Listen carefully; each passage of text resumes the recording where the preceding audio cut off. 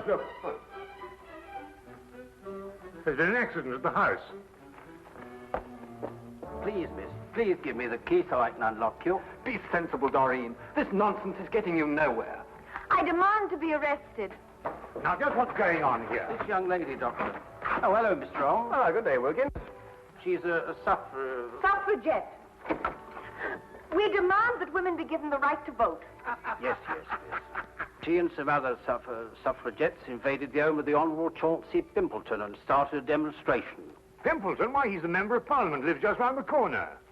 That's him, sir. We were getting them to move on, and this young lady broke loose and chained herself here, sir. But why did you do it, miss? Because we want equal rights for women. That's why. Yes, but I don't see how chaining yourself to iron railings is going to obtain for you. You wouldn't understand. You're a man. She probably wants to wear trousers, too. If I wanted to, I would.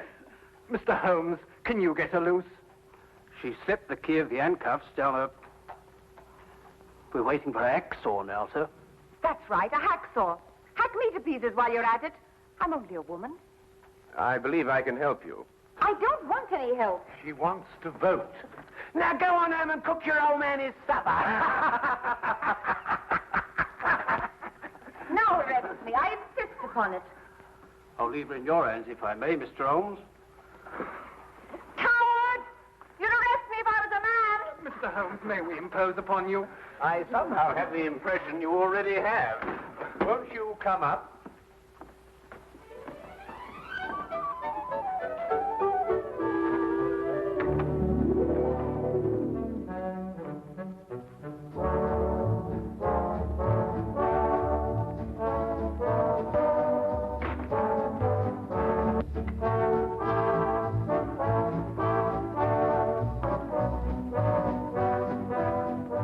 Permit me to introduce ourselves. This is my fiancée, Miss Doreen Meredith.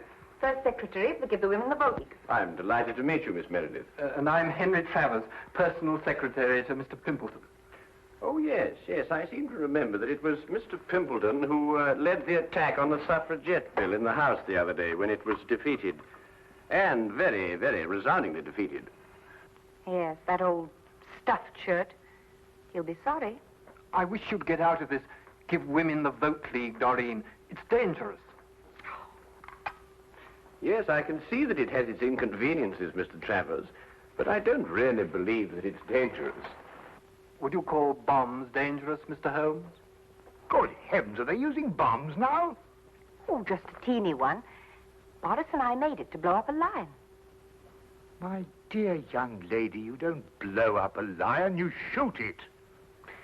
Who is Boris? An anarchist. An anarchist. He's an old dear who wouldn't hurt a fly. Blowing up lions, anarchists. Sometimes I don't know where modern England's going. Well, perhaps Miss Meredith might be good enough to indicate that direction for us. Well, it all began at the meeting of the Give the Women the Vote League. Miss Agatha Axton, our president, was presiding. Quiet, ladies, quiet. I've called this meeting of the council in order to consider our next step in view of the defeat we suffered last week. As you know, the Honourable... Honourable... Bosh. Even if he is my cousin. Well, anyway, Chauncey Pimpleton rallied the anti-women forces in Parliament and defeated our bill by the narrow margin of 347 to 1. Boo! Down Pimpleton! Boo! Pimpleton! We've got to do something, ladies. We're not making enough noise in the world. What would Joan of Arc do? What would Catherine of Russia do? They would attack. They would blow up something. Blow up something? How do you do that? I don't know, but they would do it. Don't bombs blow up things? I think they do. Let's buy a bomb. Where can you buy one? I've never heard of a bomb shop. We could make one. I'll make one. Can you? I don't know. I've never tried. I'll get a book. Good. But, What shall we explode? Let's explode a lion. Wonderful. We'll explode a lion. A very small one, of course. Well, anyway, I didn't know how to make a bomb. So, So she advertised in the Times. Wanted, a person who knows how to make a bomb. Oh, yes, yes. Dr. Watson and I read the advertisement. We tried to decipher it under the impression that it was a code. Never occurred to us for a moment that it meant what it said. well, anyway, Boris answered it. Yes, that's right. I am the person who makes a bomb. Sit down. Please, it is you who advertised. Yes, it's me. I'm so glad you answered, Mr. Turgov, Boris Turgov. Do you really know how to make a bomb, Mr. Turgov? All over the world I have made bombs. Big ones and little ones. Bombs that go... and bombs that go... Well, you must understand, we don't want to hurt anyone. We just want to blow up one of the lions in Trafalgar Square. I think a little bomb would do, one that goes... One that goes... Do your bombs make a lot of noise? Not those that go... Oh, I must ask you just another question. It's a matter of principle. Do you believe in the equality of the sexes? Please, I'm an anarchist. All I believe in is nothing. Oh, excuse me. That sounded funny. Have you the ingredients for the bomb, please? Oh, well, I'm afraid you'll think me an awful amateur, but I don't know what ingredients go into a bomb. Is nothing. We will go to the chemist and buy them.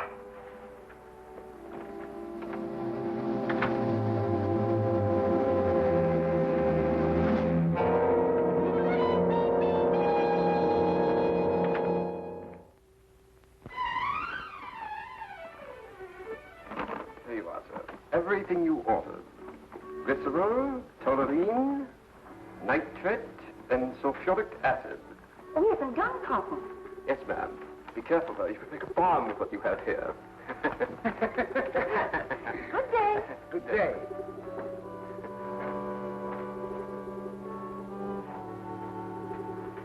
Glycerol, toluene, nitrate, and sulfuric acid. Gunpowder. Good Lord, that's all they can make with the stuff. A bomb.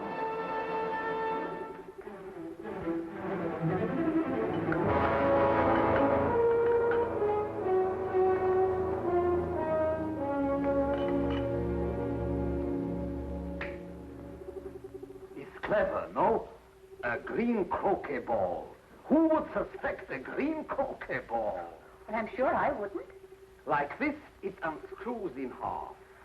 Are you sure it'll work? With a trigger, yes. With no trigger, no. A trigger I must put in. Have you bought some wire, please? Oh, no, I'm afraid I forgot. Would a hairpin be all right? Is possible.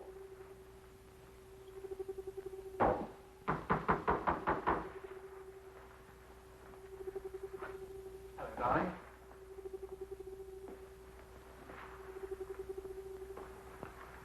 Guess what this is? Well, croquet ball, of course. No, it isn't. Here, let's put it back into the garden. But, darling...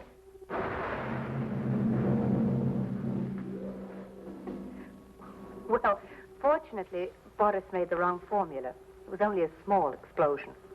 And so you made another bomb out of a croquet ball. Oh, yes, we went to work on it right away. Where is it? Here. Doreen! Good Lord, get it away from her, Holmes. Well, it won't go off unless it's hit very hard. Might I see it, Miss Meredith? Take care, my dear chap. That's no croquet ball, you know. That's precisely what it is, Watson. Just a very ordinary croquet ball with a crest on it. Why, that's Mr. Pimbleton's favorite croquet ball from his garden set. And the crest? The family's. His uncle's the Earl of Clareborough. His favorite croquet ball, did you say, Mr. Travers? Does he always use a green one? Always. He plays every afternoon at 5. He's as regular as a clock. Then if that's his croquet ball, then someone must have... Exactly, Watson. Well, then he'll go and play croquet with a bomb. What time is it now? 5 o'clock. He only lives just around the corner. If he's as punctual as Mr. Travers says he is...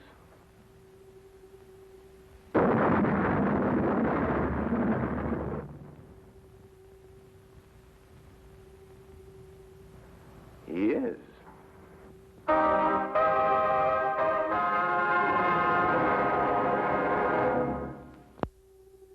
He was standing here when it happened.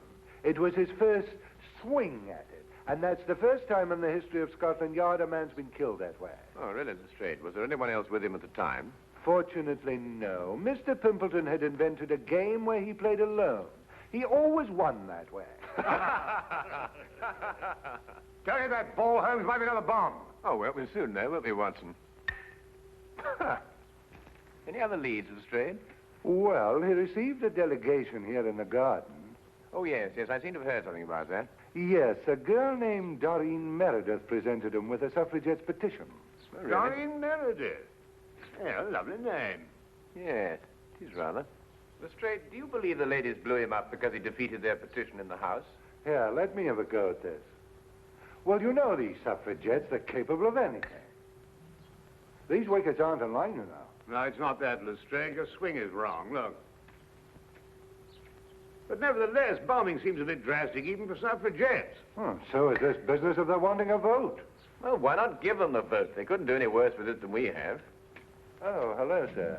This is Mr. Travers, Mr. Pimpleton's private secretary. Mr. Holmes, Dr. Watson. Oh, I've already How do you do, Mr. Travers? You've already what? Oh, I've already seen Mr. Holmes down from the window. I understand that Mr. Pimpleton was the heir of the old Earl of Cleverer. Yes. Tell me, who is next in line to the title? Well, possibly I am. I'm a remote cousin of the Earl's. Yes. I understand that you were in the garden with Mr. Pimpleton when the delegation from the suffragette movement called on him. Yes, I was. Interesting. Do you play croquet, Mr. Travers? No, I prefer lawn tennis. Quite so, quite so. But you really ought to try croquet, you know. Under normal circumstances, it's a fascinating and completely harmless game. From the Pimpleton, Holmes suggested a stroll in Hyde Park. I suspected what he hoped to find there.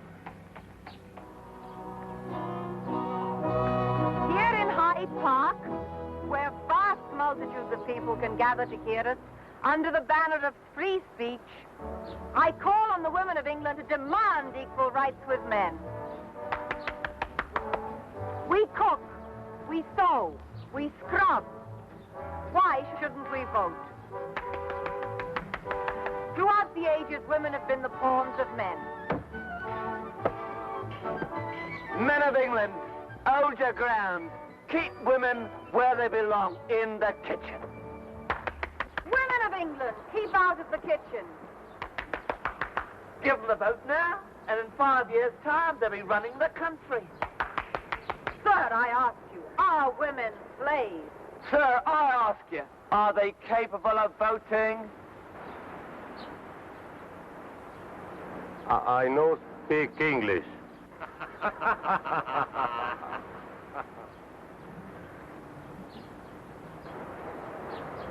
Haven't you got anything better to do? You... Here now, don't you talk to me like that. No rioting, please, or I'll have to ask you to move along. I was moving along anyway. I'm very particular whom I speak next to. Huh? Free speech. You say something men don't like, they tell you to move on. Well, of course, Miss Meredith, like all prophets, you're ahead of your times. And without honor in your own country. Oh, Miss Meredith, we'd like to ask you a few questions about Boris Turgoff. Oh, poor Boris. He'll never forgive me for getting him in this fix. He's so gentle, really.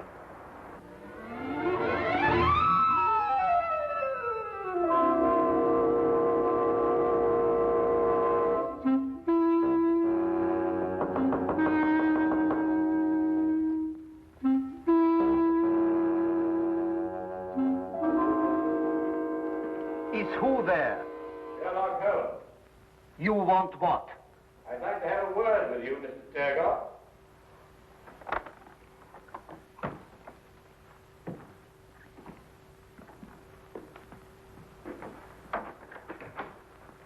This is my good friend, Dr. Watson.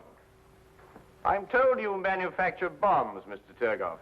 All kinds. Long fuse, short fuse. Did you make only one bomb for Miss Meredith? Oh, you know of that one. Well? 2 bombs I make for her, but one her young man sets off.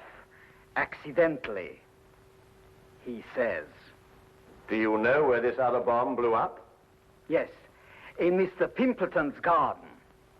Not the first time that the Turgov bomb goes off in the wrong place.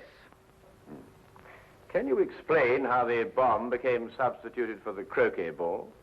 No, I do not go inside the house. I wait outside. Then the police come. And when the police come, Turgov goes. Always. Without exception. I see. Miss Meredith tells me that you sent it to someone who makes little bags in which to carry bombs. Yes. A friend of mine I have who makes bomb bags. Who is he and where does he live? A Greek named Chen Ten Yong. He lives in Soho at 22 Flower Street. A Greek named Chen Ten Young? He says he's a Greek. Am I to call him a liar? Thank you very much, Mr. Turgot. Come, Watson.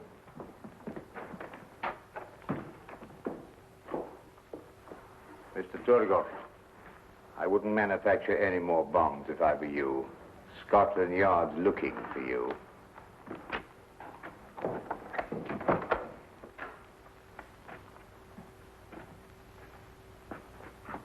What? No more bombs? What am I to make then? Paper bags filled with air, maybe? Paper bags.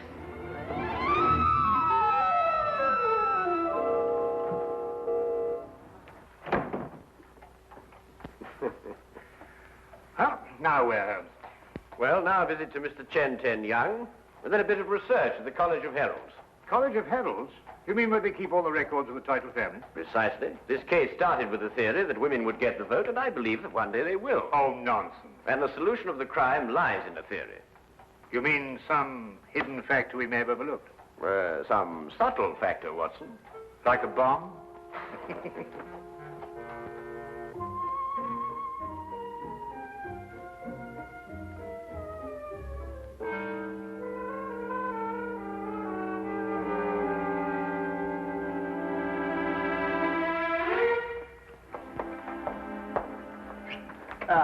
Holmes. Dr. Watson? Isn't it a wonderful day? Yes, Lestrade, you look very pleased with yourself. I am, Holmes, I am. I'm going to give you a sample of Scotland Yard at work. No magnifying glasses, just plain, ordinary police routine. Excuse me, Dr. Watson. Send him in, Wilkins. Very good, sir. Send who in? All the people connected with this bomb business. Miss Exton, will you sit here, please? Miss Meredith, will you sit over there? Mr. Tooker? This, Mr. Holmes, is Miss Doreen Meredith, the young lady who presented the suffragettes' petition to Mr. Pimpleton. We found set up in her kitchen a laboratory. She's been making bombs. I do not deny it. I told you we were going to blow up a lion. A liar? Oh, come now, Miss Meredith.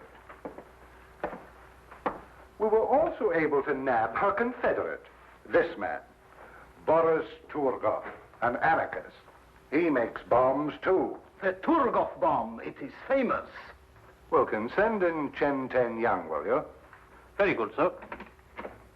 Chen Ten Young is a naturalized Greek, born in Brazil, of Chinese parents. He makes little bags for carrying bombs. Fascinating occupation. Ah, Chen. Tell me, Chen, did this young lady order a bag from you? Yes, mister.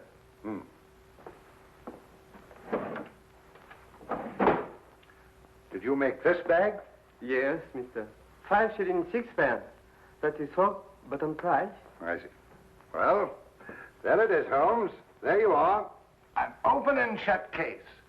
Miss Meredith killed Pimpleton because he was anti-suffragette.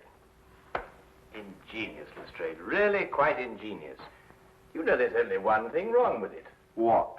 Neither Miss Meredith nor Mr. Torgoff are guilty. Oh, I didn't expect you to agree with me. You never have. Well, not always, Lestrade, but sometimes, you know, sometimes. However, in this case, the real murderer killed Pimpleton for one reason, and one reason only. To be next in line to the title of the Earl of Clareborough. Well, who is next in line? Look here, Mr. Holmes, you trying to imply that I... Miss Meredith, after it was decided at your suffragette meeting to blow up a lion, who invited you to Mr. Pimpleton's house? Why, Agatha. We had to decide about the lion. Did you carry the bomb? Yes, in the bomb bag. Where? Wait a minute. This gentleman had access to it, too. Together with this lady. What does that mean? It's an intriguing title, Clareborough. First created in 1417, it has an unusual clause in its charter. Once, and only once, may the title pass to a female, if the female be next in line. That would automatically make her a countess. So far, that hasn't happened in the history of the title, until now. Well, I'm the next male member of the family. Except for Agatha, she's older than I am. I refuse to sit here and... Watson! Thank you. You'll notice, Lestrade, that this bag is identical to Miss Meredith's. Chen, who ordered this second bag from you? This woman, mister. Chen, why didn't you tell me this? You know ask me, mister. This man, he asked me. And you see, the switch was simple and premeditated, of course. Why, Miss Axton, how could you? Preposterous!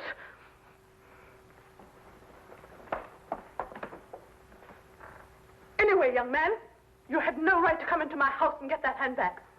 It's thieving, and it's against the law. Detain her, Wilkins. Mr. Holmes, whatever made you think of Aunt Agatha? Well, at least I can tell you this much, Mr. Travers. I didn't use a magnifying glass. You see, the true deductive mind knows just when to substitute routine investigation for deduction. Are you going somewhere, Lestrade? I have crossed the room, Mr. Holmes. I have put on my hat. I deduce, therefore, that I am leaving. Routine investigation will reveal the fact, Mr. Holmes, that I have gone to see the commissioner. I will ask him to do everything in his power to encourage the suffragette movement. We will then no doubt have a woman inspector in this office. And when Boris gets out of jail, Mr. Holmes, I will ask him to make me little bombs. I will then go about London, blowing up lions. Good day!